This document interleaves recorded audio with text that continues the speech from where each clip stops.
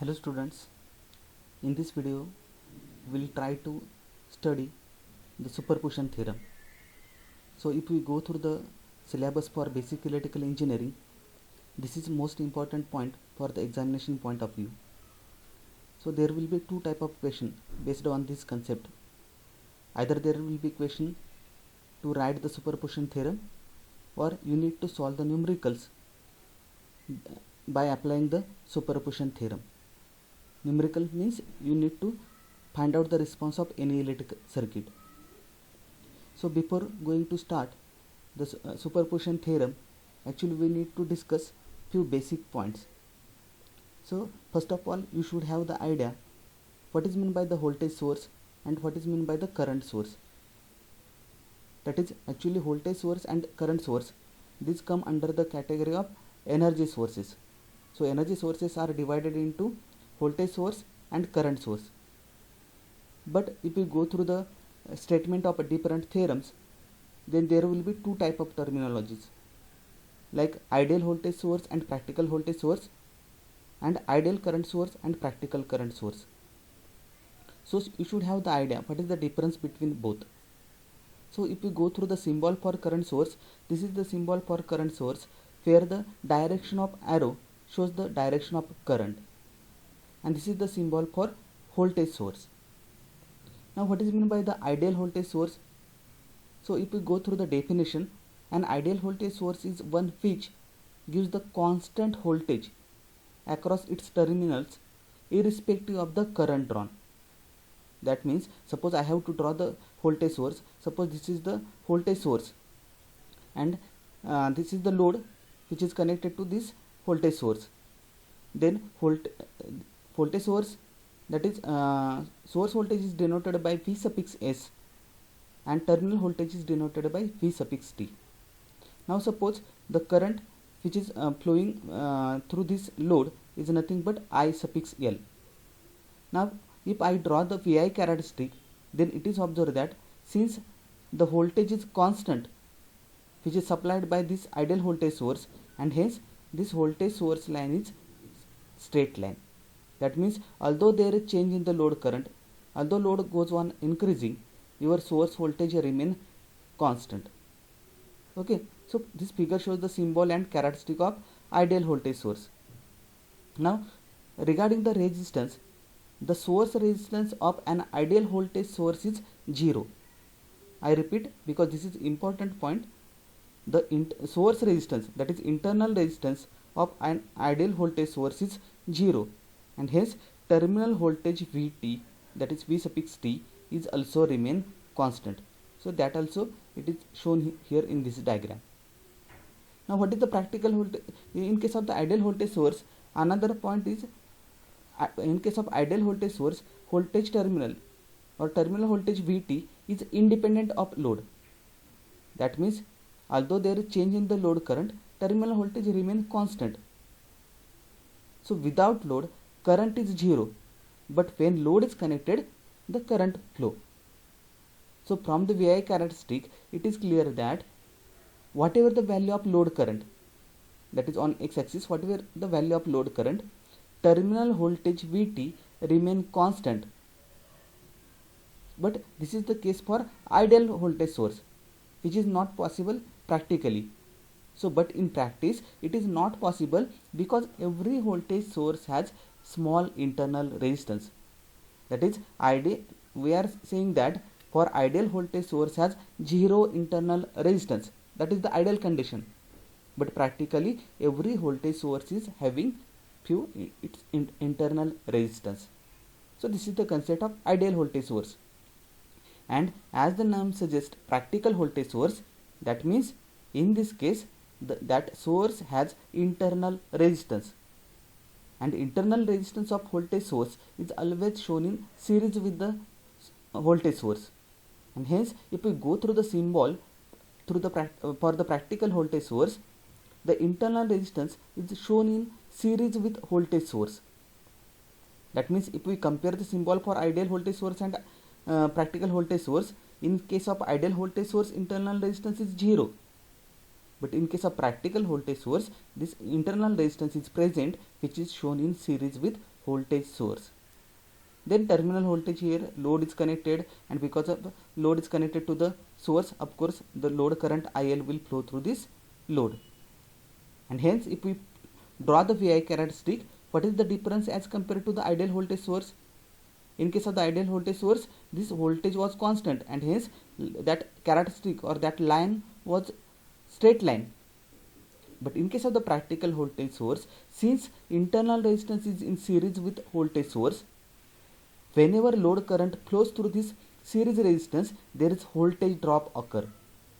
And because of that voltage, that characteristic of the voltage source is having some drop because of the internal resistance, and hence the voltage is not constant, but it is less as compared to the ideal value, because there is loss, there is voltage drop because of the internal resistance. And hence we can say that in case of the practical voltage source, voltage is not constant and is depend on load, because more the value of load current, there will be higher the voltage drop, and hence terminal voltage will be less. Because what is the terminal voltage? Terminal voltage is nothing but source voltage minus voltage drop across this internal resistance. So as the load resistance increases, RAC into IL, that drop increases and terminal voltage reduces. So Vt is equal to Vs minus in bracket RAC into IL, where this bracket denote the voltage drop, and where RAC is the source or series resistance. So ideal voltage source has zero internal resistance, while practical voltage source has small internal resistance. So that is the difference between ideal voltage source and practical voltage source. Now we will discuss about ideal current source and practical current source. So if we go through the definition, what is the ideal current source? An ideal current source is one which delivers constant current irrespective of the voltage across its terminal. That means, suppose this is the symbol for this ideal current source. This arrow indicates the direction of current, and if we connect the load across this ideal current source, then suppose capital suffix L is the load current which is flowing through this load, and Vt is the terminal voltage across this current source. Then if we draw the VI characteristic, then it is observed that here Is is constant, and hence it is straight line, and it is independent of the terminal voltage. So whatever the value of terminal voltage, source current is same or is constant. So figure shows the symbol and characteristic of ideal current source, where Is is the source current, Vt is the terminal voltage, IL is the load current, and RL is the load resistance. So internal resistance of ideal current source is infinity. I repeat, this is also important point to understand the superposition theorem. Internal resistance of ideal current source is infinity, that is, it is having maximum value, and voltage across VL load, that is VL is equal to IL into RL. That graph shows that irrespective of the change in load, the current remain constant, but terminal voltage Vt will change. That means in case of ideal current source, it delivers constant current irrespective of voltage across its terminal. Now what is the practical current source? An ideal current source in which is current source is one which delivers the constant current irrespective of the voltage across its terminal. But in case of the practical current source, that current not remain constant, because practical current source has finite internal resistance, and that internal resistance is shown in parallel with ideal current source. So suppose this is the your current source, then practically there is some resistance is present, internal resistance is present, which is shown in parallel with line. So this is the symbol for practical current source. Vt is the terminal voltage, IL is the load current, as we have already discussed. So it is observed that here, hence with increase in terminal voltage, current delivered by source is decreases, because what happen? Because of this resistance, the total current supplied by the source will not reach to the load.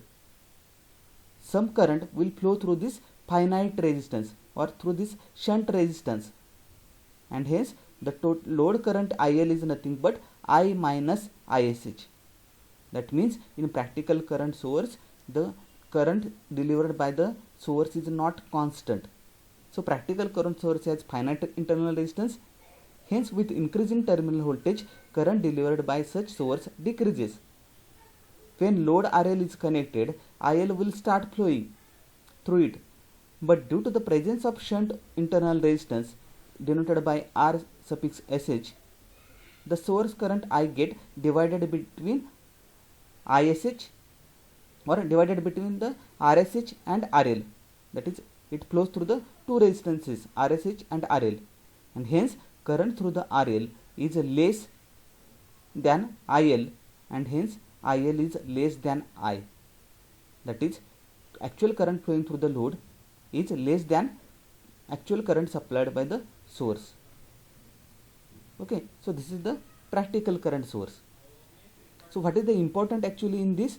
In case of the ideal voltage source, the main important point is this internal ideal voltage source has zero resistance, whereas practical voltage source has infinite resistance. Then ideal current source has the internal resistance is infinity, whereas practical current source has finite internal resistance.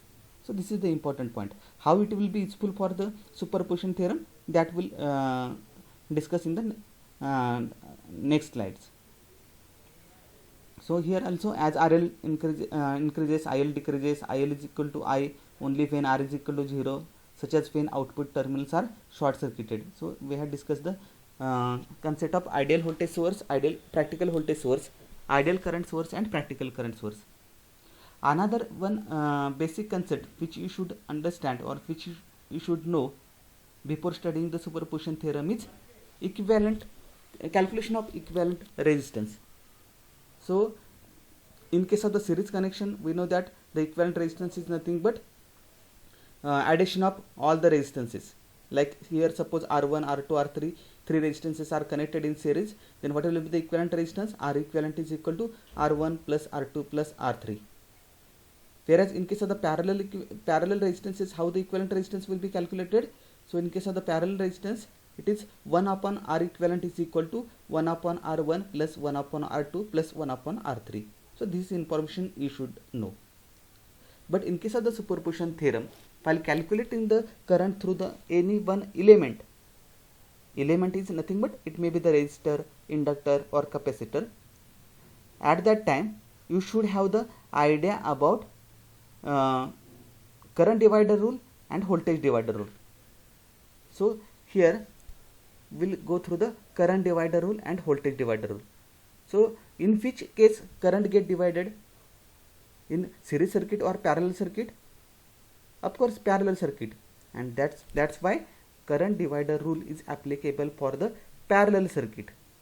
And voltage divider rule, in which type of the circuit voltage get divided, in series circuit or parallel circuit? Of course in case of the series circuit, voltage get divided, and hence voltage divider rule is applicable for parallel circuit. So just keep in mind that current divider rule is applicable to the parallel circuit, whereas voltage divider rule is applicable for the series circuit. Okay, now how the rule is applicable? For example, here total current I, that is 10 ampere, is divided into two resistances of R1 and R2. So total voltage V, R1 is 5 ohm, R2 is 10 ohm, and this current I get divided into, I is equal to 10 ampere get divided into I1 and I2. So what is the use of current divider rule? When such current get divided into two resistances, at that time we use the current divider rule to find out current through any one resistance. But there might be the question in your mind, whenever there are the current get divided into more than two resistances, then what we need to do? Actually at that time we calculate the equivalent resistance, we convert that circuit in such way that the total current get divided into two resistances only, and then we apply the current divider rule. So here suppose I have, what is the current use of current divider rule? Here I can calculate the value of I1 or I2 by using the current divider rule. But what is the formula? Suppose I have to calculate the current through the R2, then formula is current through the R2, that is I suffix R2 is equal to total current which get divided. So what is the total current divided here? Capital I. So I into opposite resistance. For example, here I have to calculate the current through this R2. So what is the opposite resistance? R1. So I into R1 upon the sum of resistances in which current get divided. So this total current I get divided into which two resistances? R1 and R2. So formula is I into R1 upon R1 plus R1 upon R1 plus R2. Similarly, suppose if I have to calculate the current through the I1, what will be the formula? I1 is equal to total I into opposite resistance R2 upon sum of resistances in which current get divided, that is R1 plus R2. So here I will just explain how to calculate the current through the R2. So IR2 is equal to I into R1 upon R1 plus R2. So 10 into 5 upon 5 plus 10, that is 3.33 ampere. Now voltage divider rule. So as we have already discussed, voltage divider rule is applicable when the voltage get divided. So voltage get divided into the series resistances. So here what is the formula? So of course here 10 volt is voltage which is given. Then suppose that voltage get divided into the R1 and R2. Then what is the formula for VR2? Voltage drop across R2 is nothing but total voltage which get divided. What is the total voltage which is divided? V into same resistance through which we have to find out the voltage drop. For example, here we have to find out the voltage drop across R2. So V into R2 upon the resistances in which voltage get divided, that is R1 plus R2. So VR2 is equal to V into R2 upon R1 plus R2. Similarly, what will be the formula for VR1? So total voltage which get divided, V into same resistance, that is R1 upon resistances in which voltage get divided, that is R1 plus R2. So what is the formula here? VR2 is equal to total voltage 10 into R2 is 10 upon R1 plus R2 is 10 plus 5. So 6.66 volt.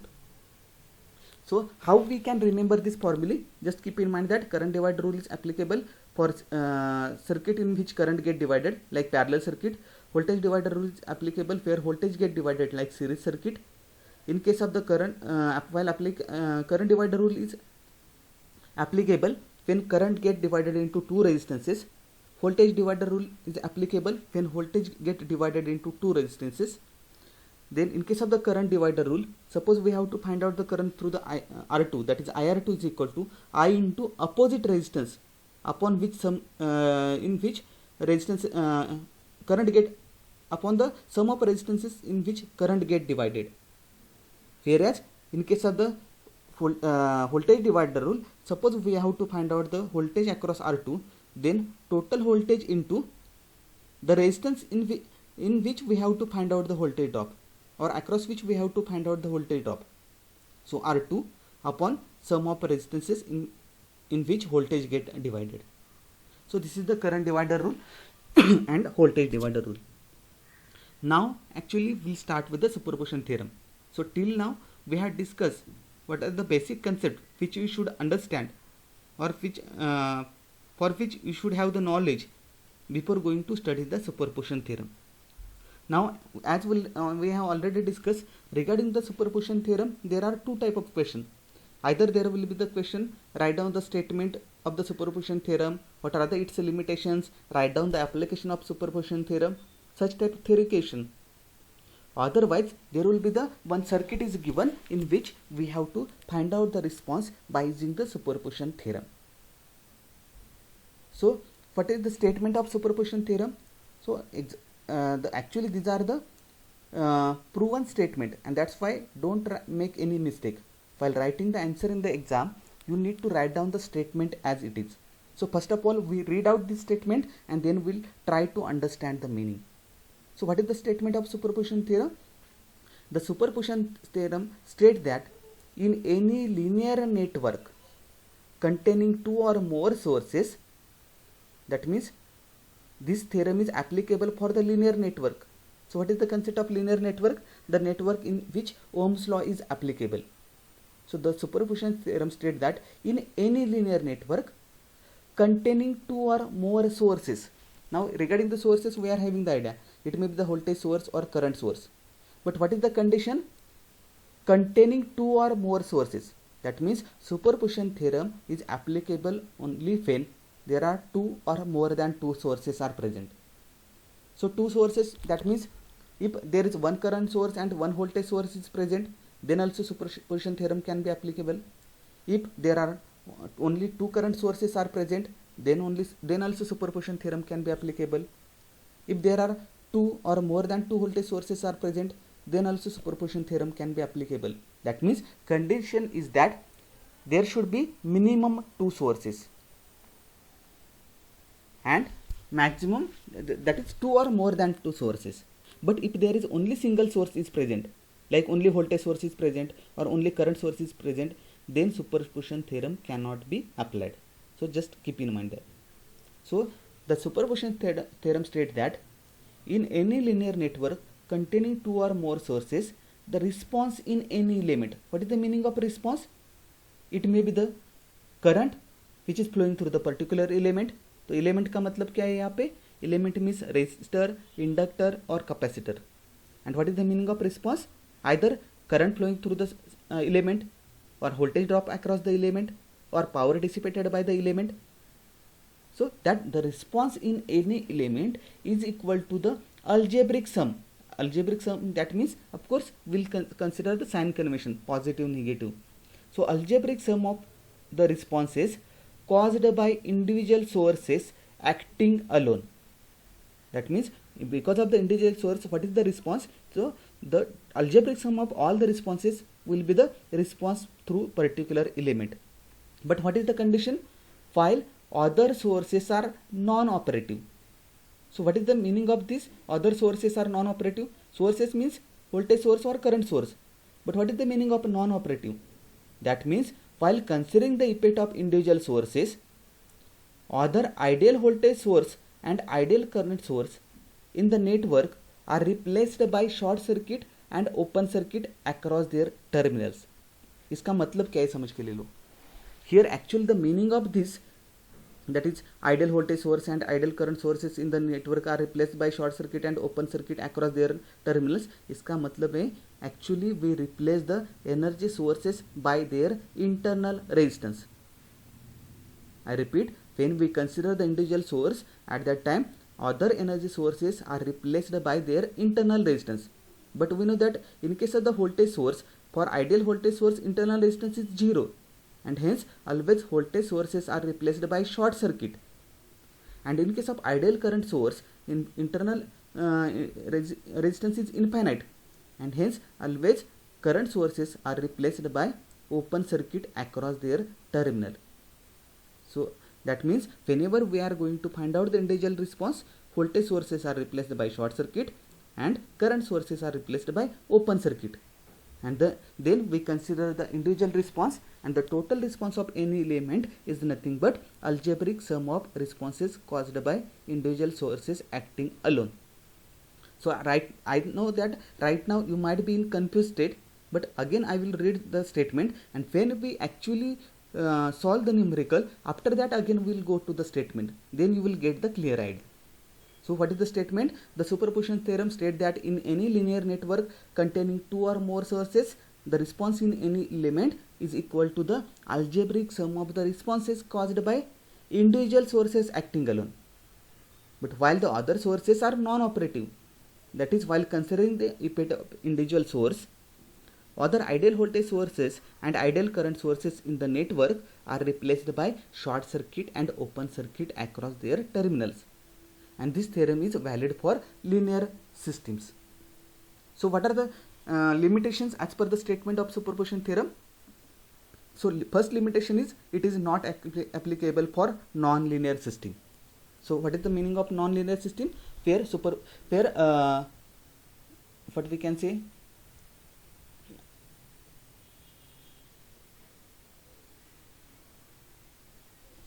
this it is not applicable for the non-linear system. That means where the Ohm's law is not applicable. So this circuit or this theorem is applicable only for linear systems. Then it is not applicable for unilateral system. Unilateral system, what is the meaning of unilateral? That means the element or the devices in which current flow only in one direction. That means actually superposition theorem is applicable for bilateral system, in which elements are like resistor, inductor, capacitor, in which current flow in both direction. But what is the example of unilateral system? In which for example diode is present. So we know that in case of the diode, current flow is only in one direction. So in such cases this superposition theorem is not applicable. So superposition theorem is not applicable to the unilateral system. It is applicable only for bilateral systems. And third important point, network must contain at least two energy sources. So we had already discussed two energy sources. That means if there is one voltage source and one current source is present, then also it is applicable, because there are two sources, one voltage source and one current source. But only one voltage source is present, only one current source is present, at that time this theorem is not applicable. So condition is that minimum two or more than two sources should be present. Now what are the steps to apply the superposition theorem? Here first consider the single energy source at a time. For example, if there are two voltage sources in any one circuit, so first of all consider only one source, and then replace all energy sources by their internal resistance and find out the corresponding response through given element. Suppose that current through the one voltage source is I1. Then repeat above procedure for all energy sources to find the remaining individual source. That means suppose we consider the second voltage source. At that time first voltage source will be get replaced by short circuit, and then we will find out the current I2. Okay, suppose that current is I2. Then add all individual responses, individually considering direction to find net response through given element. So here direction, that means we consider the algebraic sum. That means total response I is equal to I1 plus I2. But at that time we need to do the algebraic sum. That means at that time we need to consider the direction of current also. So you might be in confused state right now also, but now when we will solve actual numerical, at that time we will get the clear idea. So for example, now here find out the current flowing through the 5 ohm resistance. So this is the 5 ohm resistance by superposition theorem. So first of all, what is the use of superposition theorem? To find out the response of any element. तो यहाँ पे हमें response of any element यानी क्या find out करना है? We need to find out the current through this 5 ohm resistance. Okay. Then can we apply the superposition theorem to this circuit? What is the condition? Minimum two or more than two sources should be present. If we go through this circuit, then there is one voltage source of 30 volt and another current source is of 8 ampere. That means minimum two sources are present. That means condition is fulfilled. We can apply the superposition theorem. Got it? Now, what is the actual question? We have to find out the current through the 5 ohm by using the superposition theorem. But what are the steps in case of the superposition theorem? First of all, we need to consider the first source. At that time, we need to replace the other source by its internal resistance. So current source is having its internal resistance infinite, and we have already discussed current source is replaced by open circuit. That means what we do in first case, in step 1, we keep the 30 volt source present and we'll replace this current source by open circuit, and we'll find out the current through the 5 ohm. Suppose that current is I1 dash. In second step, what we'll do, we'll keep the current source present and we'll replace another source by its internal resistance. So voltage source is having 0 internal resistance. So we have discussed voltage source is replaced by short circuit. So what we'll do, we keep the current source present. This voltage source is replaced by short circuit, and we will find out the current through this 5 ohm. Suppose that current I2 current is I1 double dash, I2 dash, then total current because of both sources is nothing but algebraic sum of the individual responses, that is sum of I1 dash and I2 dash. So now we'll go here.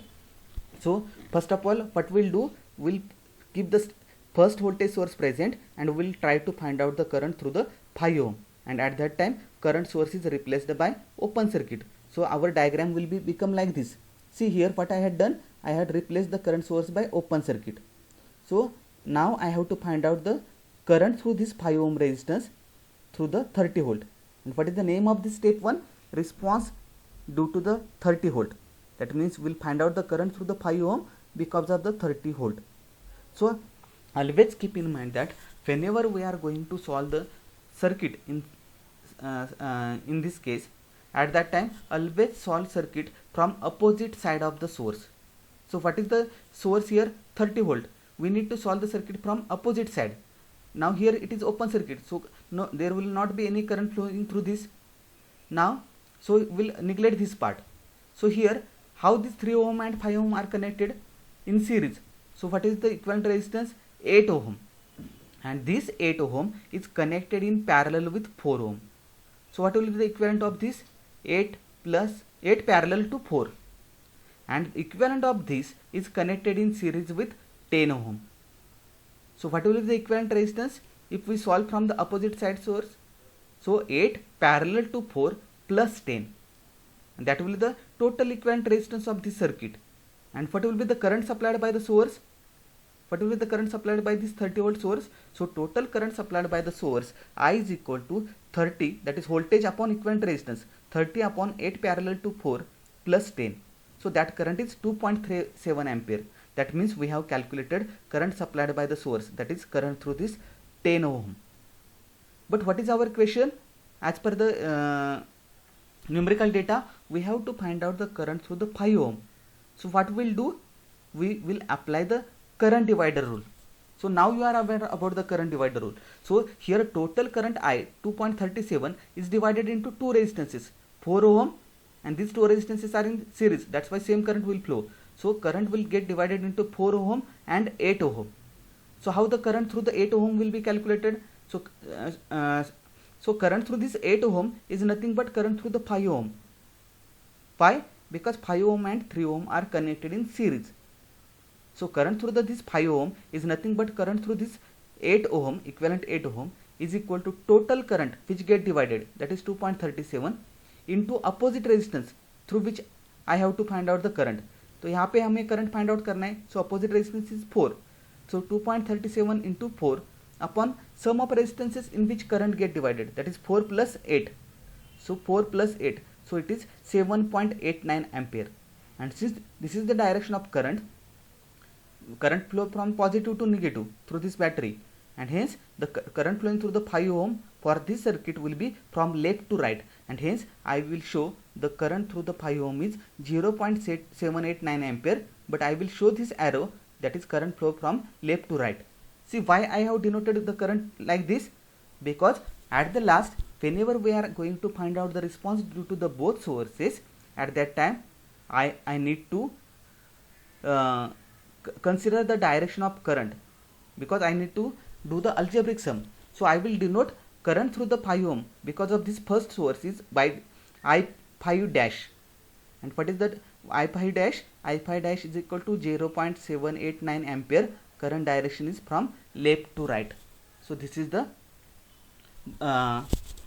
response due to the 30 volt source. That is response due to the 30 volt source. That is a response due to the first source. But if we go through this circuit, as per the superposition theorem, again we have to find out the response due to the other individual source. So what is the source? 8 ampere. So what we'll do in case of the step 2, response due to the 8 ampere. So same circuit will redraw here, but what will be the change? Other source is replaced by its internal resistance. So what is the other source? Here is voltage source. So that voltage source is replaced by short circuit.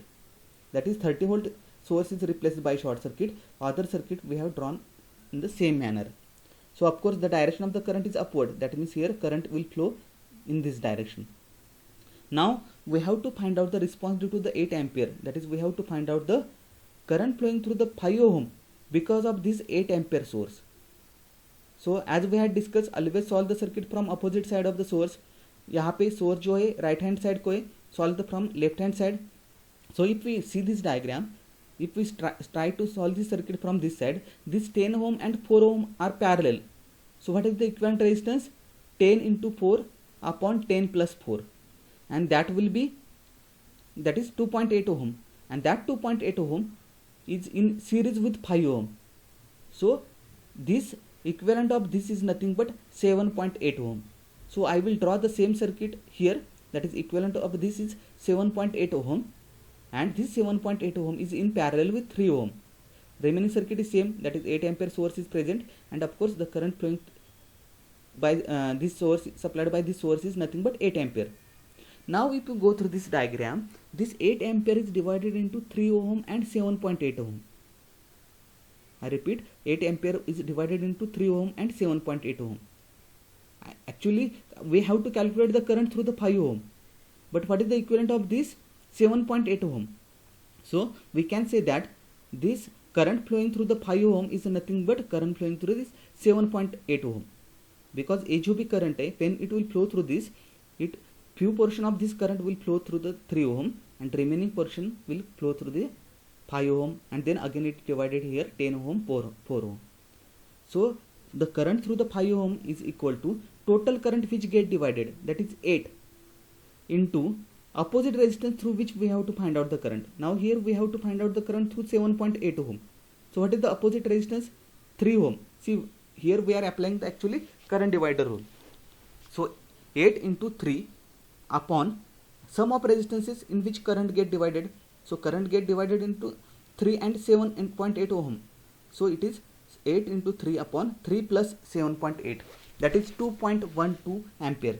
That is current flowing through the 5 ohm because of the 8 ampere source is 2.210 ampere. But what will be the direction of current? Here this is the most important point.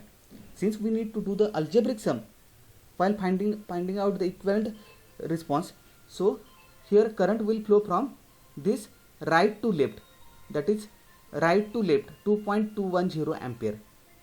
Okay, now we know that.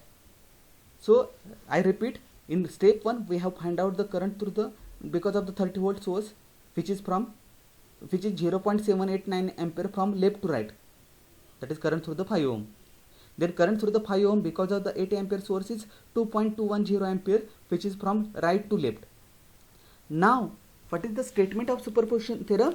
According to the superposition theorem, the total response because of the both sources is nothing but algebraic sum of the responses caused by individual source. तो यहाँ पे total response means what? The current flowing through the 5 ohm when both sources are present. So current through the 5 ohm is equal to current through the 5 ohm when 30 volt source present, that is I5 dash, then algebraic sum plus current through the 5 ohm when 8 ampere source is present, that is I5 double dash. But here we need to consider the algebraic sum. So what is the I5 dash? 0.789 from left to right plus 2.210 from right to left, and hence the total response through the 5 ohm is 1.422 ampere. That is the difference of both. And what will be the final direction of this current? That is direction of predominant current. So यहाँ पे predominant current कौन सा है? What is the maximum value of current? 2.210. So what is the direction of that current? From left, right to left, and hence direction of this equivalent current is from right to left, that is 1.422 ampere. So this is the response of 5 ohm element by using superposition theorem. So now we have discussed the example.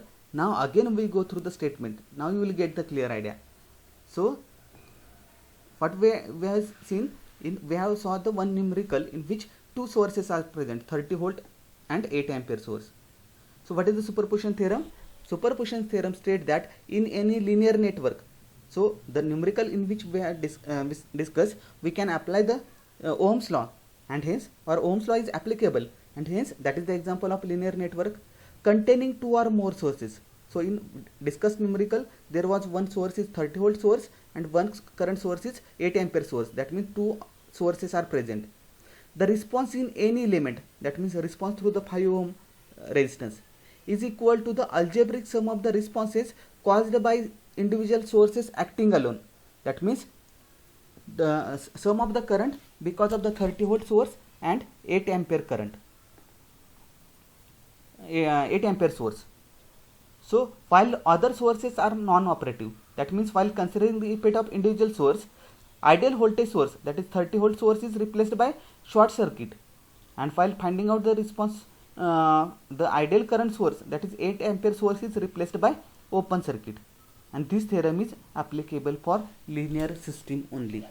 So this theorem is applicable for linear system only. So thus we have discussed about superposition theorem. Now what are the type of the variety of the numerical? In some cases there might be the three sources are given. At that time what will be the change? There will be 3 plus 1 sources and 3 plus 1 steps. That is, first 3 steps are to calculate the response due to the each source. That is, step 1 is the response due to the first source, step 2 the response due to the second source, step 3 response due to the third source, and fourth step is, according to the superposition theorem, the response of any element is equal to algebraic sum of response because of individual response of that 3 sources. So that will be the only change. Otherwise these numericals are having the same method to solve the numerical, but only keep in mind that ideal voltage sources are replaced by short circuit and ideal current sources are replaced by open circuit while finding out the response of by any one element. Okay, so thus we have studied the superposition theorem. Thank you all of you.